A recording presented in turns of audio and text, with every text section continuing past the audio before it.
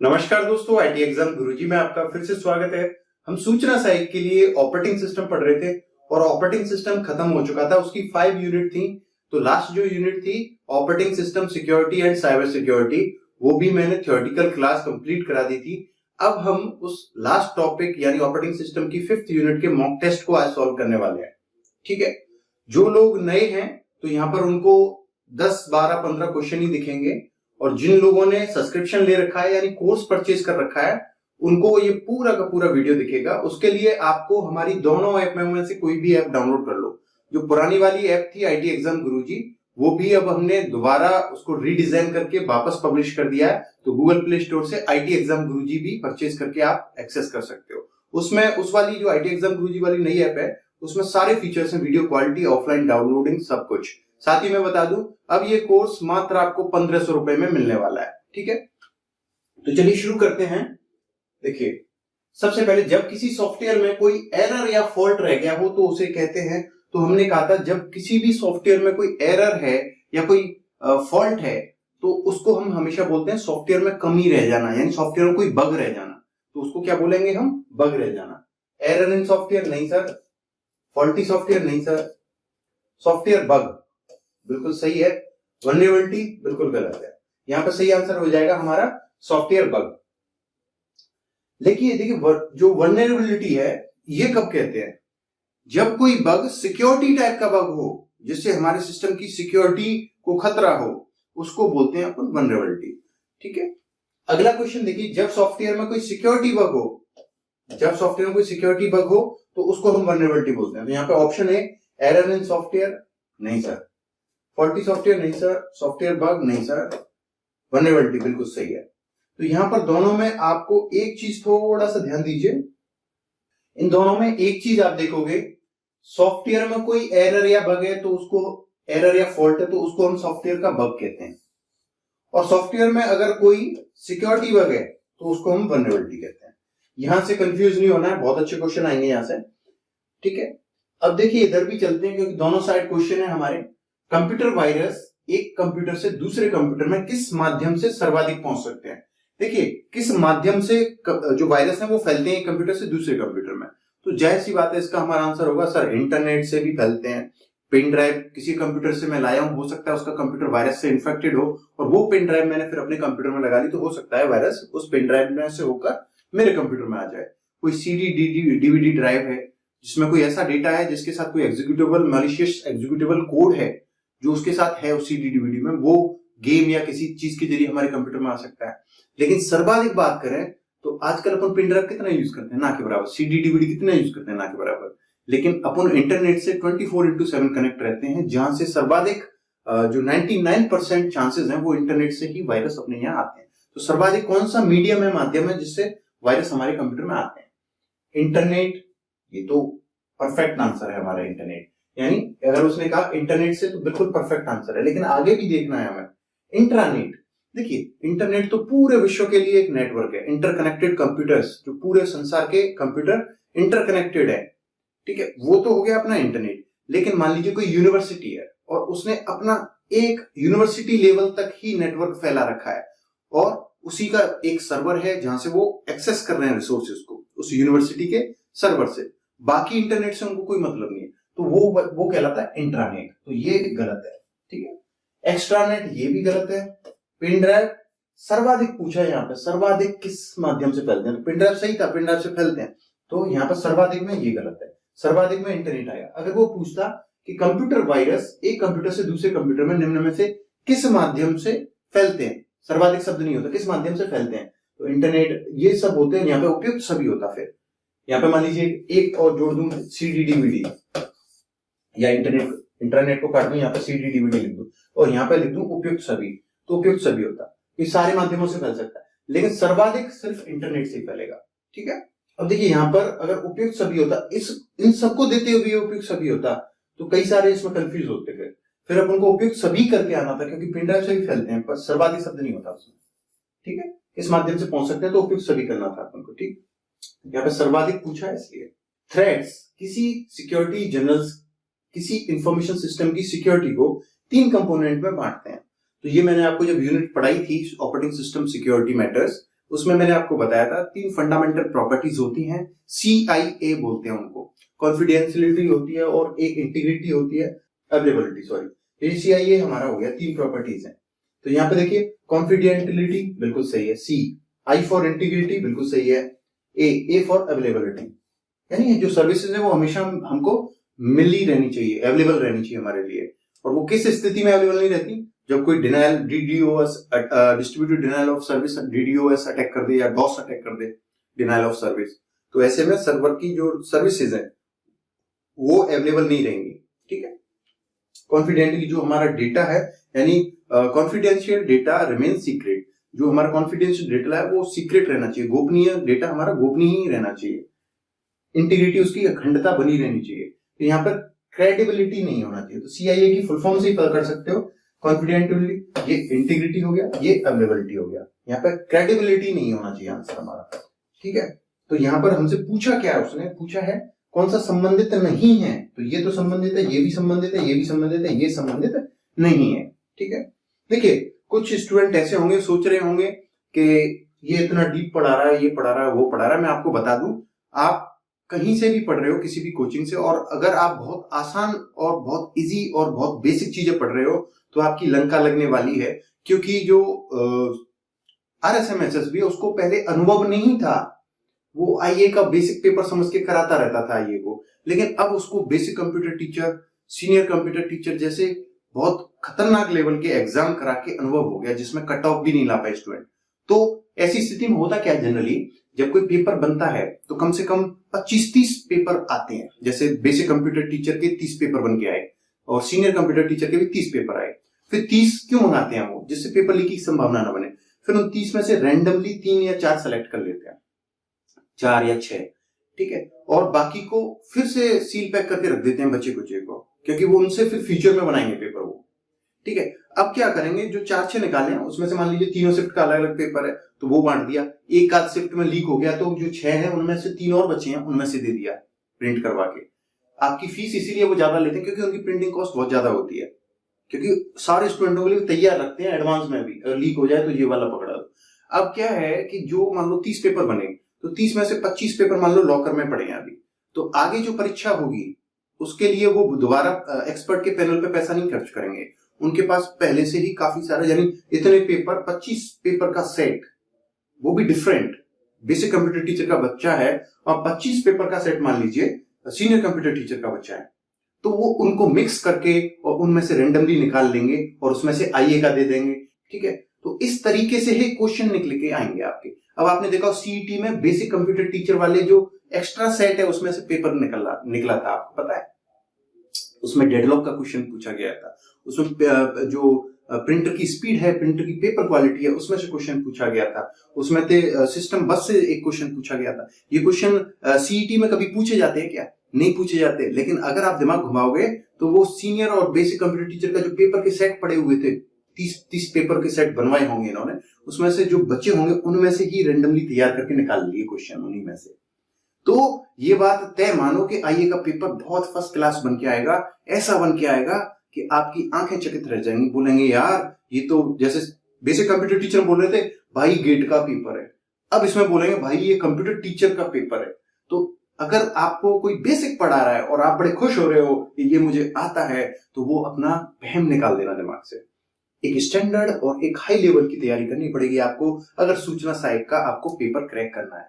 ठीक है। और स्टैंडर्ड हाई लेवल पढ़ना है तो मेरी ऐप से मेरा मात्र 1499 का कर दिया मैंने कोर्स, 1499 का टेक्निकल पार्ट, इसमें राजस्थान की जीके और ज्योग्राफी में दूंगा। ठीक है। तो अगर आप चाहते हो तो ये कोई बड़ी रकम नहीं है। ठीक है, कर सकते हो, बाकी कोई बात नहीं है ना। तो सर हमने ये पढ़ा, अब सर थोड़ा सा आगे चलते हैं। अगला देखिए सर, हैकर्स सिक्योरिटी बग में सही इनपुट ट्रिगर कर उस सॉफ्टवेयर में सेंध मार देते हैं, जिसको सिक्योरिटी की भाषा में अपन क्या कहते हैं। बहुत अच्छा क्वेश्चन है। सिक्योरिटी की भाषा में देखिए, क्रैक करना, सॉफ्टवेयर को क्रैक करना एक अलग चीज है। वल्नरेबिलिटी, कोई सिक्योरिटी बग है तो उसको वल्नरेबिलिटी बोलते हैं, कोई एरर या फॉल्टी सॉफ्टवेयर है उसको बग बोलते हैं। लेकिन सिक्योरिटी बग में सही इनपुट ट्रिगर करना कहलाता है सर सेंध मारना, उसमें एक्सप्लॉइट करना क्या कहलाता है, एक्सप्लॉइट करना। तो सही आंसर क्या होगा हमारा, एक्सप्लॉइट करना होगा। आप इन पेपर के स्टैंडर्ड से ही पता लगा सकते हैं कि आपकी तैयारी कहां पर है। अटैकर्स एक्सप्लॉइट को लॉन्च कर सकते हैं। तो देखिए, जो एक्सप्लॉइट को लॉन्च करना यानी सेंध मारना सॉफ्टवेयर में, सही इनपुट ट्रिगर करना, उसको अपन ऑटोमेटिकली और मैनुअली दोनों तरीके से कर सकते हैं। तो यहां पर देखिए मैनुअली, यहाँ पे ऑटोमेटिकली, दोनों तरीकों से बिल्कुल सही है, दोनों तरीकों से कोई नहीं। तो ये तीनों गलत हो जाएंगे हमारे, क्योंकि हम एक्सप्लॉइट को मैनुअली और ऑटोमेटिकली दोनों तरीके से लॉन्च कर सकते हैं। ठीक है, अगला देखिए सर, इधर भी चलते हैं थोड़ा सा। इधर क्या है, कॉन्फिडेंशियलिटी में किस चीज का खतरा रहता है। तो देखिए इसमें ये तो है अवेलेबिलिटी से संबंधित, denial of service. DOS attack हो गया तो अवेलेबिलिटी नहीं रहेगी। CIA में जो अवेलेबिलिटी है, C for confident, I for integrity, A for availability, ये तो अवेलेबिलिटी से संबंधित है। दूसरा है टेम्परिंग विद डेटा, डेटा के साथ छेड़छाड़, ये भी नहीं है हमारे, क्योंकि कॉन्फिडेंटली का मतलब हमारा जो सीक्रेट डेटा रिमेन सीक्रेट।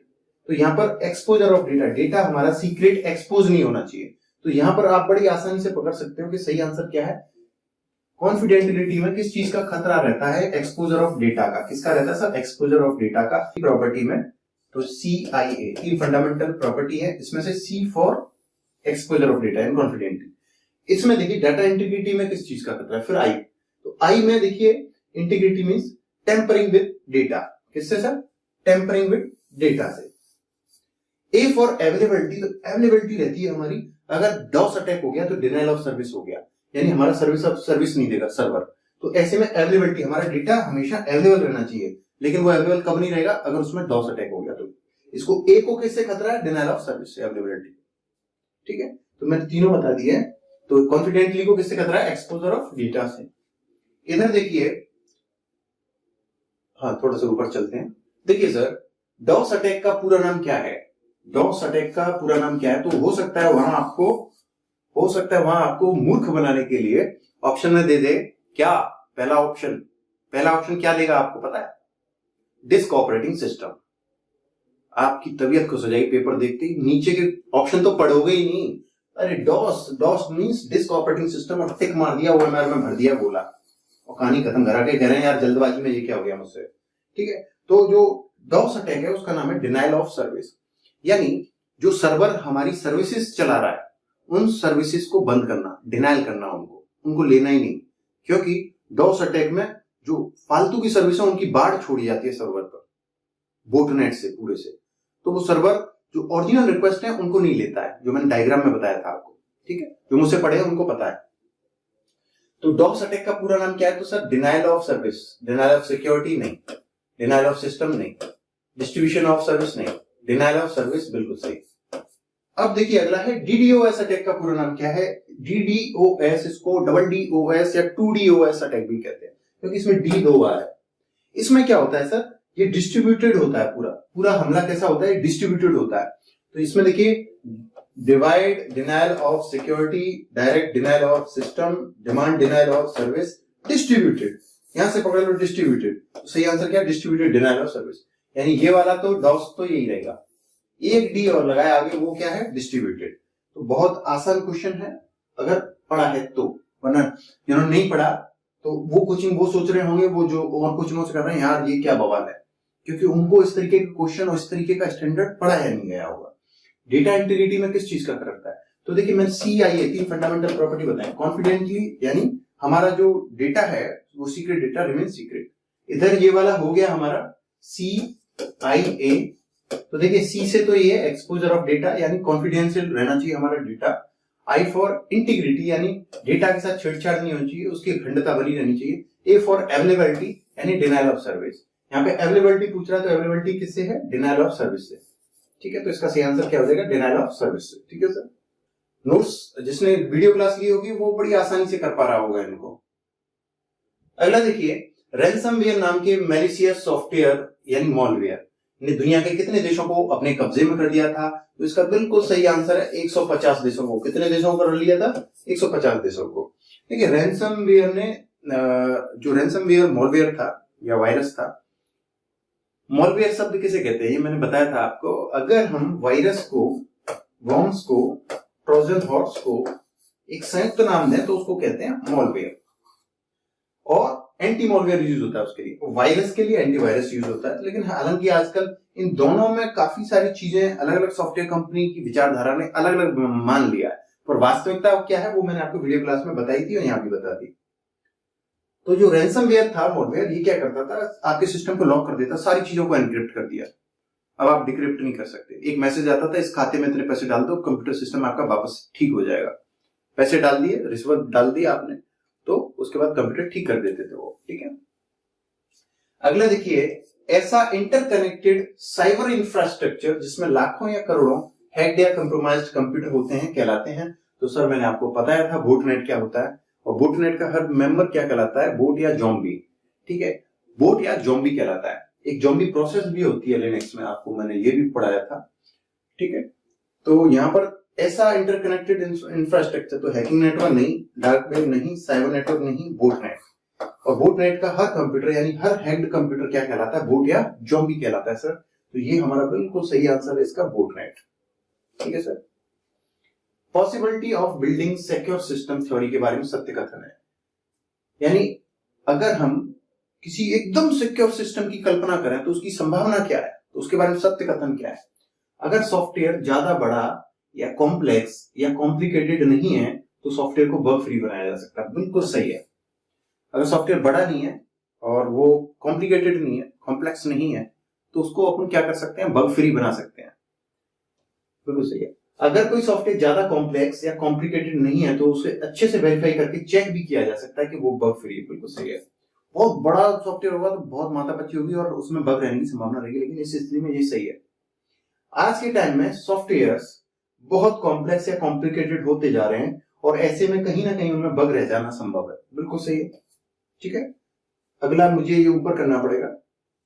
अगला देखिए, सॉफ्टवेयर में जितने कम फीचर्स होंगे उतने कम बग्स रहेंगे। वीडियो क्लास में चिल्ला चिल्ला के कहा था कि जितने कम फीचर होंगे उतना कम सॉफ्टवेयर में बग रहने की संभावना रहेगी। ठीक है, तो ये भी बिल्कुल सही है। तो इसमें सही आंसर क्या हो जाएगा हमारा, उपयुक्त तो सभी हो जाएगा। ठीक है, इन टेस्ट सीरीज को अनलिमिटेड देने के लिए आप हमारा कोर्स खरीद सकते हैं हमारी ऐप से। ठीक है, वहां पे आपको वीडियो क्लासेस और ये सारे टेस्ट सीरीज मिलेंगे।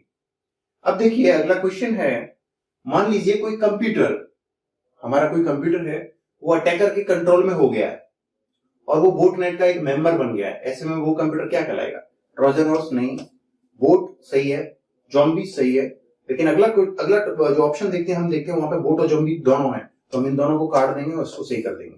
ठीक है, बोटनेट के मेंबर को हम बोट या ज़ॉम्बी कहते हैं। ठीक है, ये बिल्कुल चिल्ला चिल्ला के बताया था मैंने। तो अगला क्वेश्चन, चलते हैं अगले क्वेश्चन की तरफ। मोस्ट ऑफ टाइम्स किसी कंप्यूटर सिस्टम की सिक्योरिटी को कंप्रोमाइज किया जा सकता है, यानी ज्यादातर अधिकांशतः सारे कंप्यूटर्स की सिक्योरिटी को अपन कंप्रोमाइज कर सकते हैं, हैक कर सकते हैं सिस्टम को। इसका कारण क्या है, साइबर सिक्योरिटी के प्रति लोगों में जागरूकता की कमी, बिल्कुल सही है।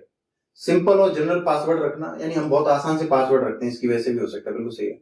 पासवर्ड को लिखकर रखना, बिल्कुल सही है। और आईटी शिक्षा की कमी, बिल्कुल सही है। उपयुक्त सभी, बिल्कुल सही है। तो इसमें हमारा सही आंसर क्या हो जाएगा, डी हो जाएगा, उपयुक्त सभी, क्योंकि यहां पर अगर हम देखें तो सारे के सारे ऑप्शंस हमारे एकदम सही हैं। अगला उधर चलते हैं, ट्रस्टेड कंप्यूटिंग बेस में रेफरेंस मॉनिटर का कार्य क्या है। तो सर देखते हैं, reference monitor TCP platform module का एक इंपोर्टेंट पार्ट होता है, बिल्कुल सही है, ये मैंने पढ़ाया था आपको रेफरेंस मॉनिटर में। रेफरेंस मॉनिटर ही सभी सिस्टम कॉल को एक्सेप्ट करता है।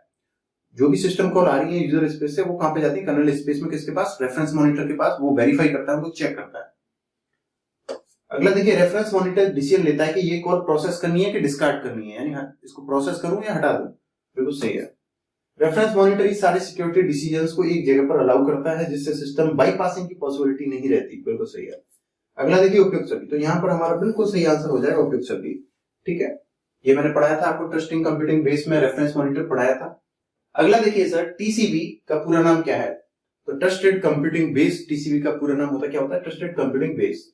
तो यहाँ पे कमांड है, हटा दो, कंप्यूटर हटा दो, कंप्यूटिंग मिलना चाहिए हमें, तो कंप्यूटिंग मिल गया, बेस मिल गया और ट्रस्टेड मिल गया।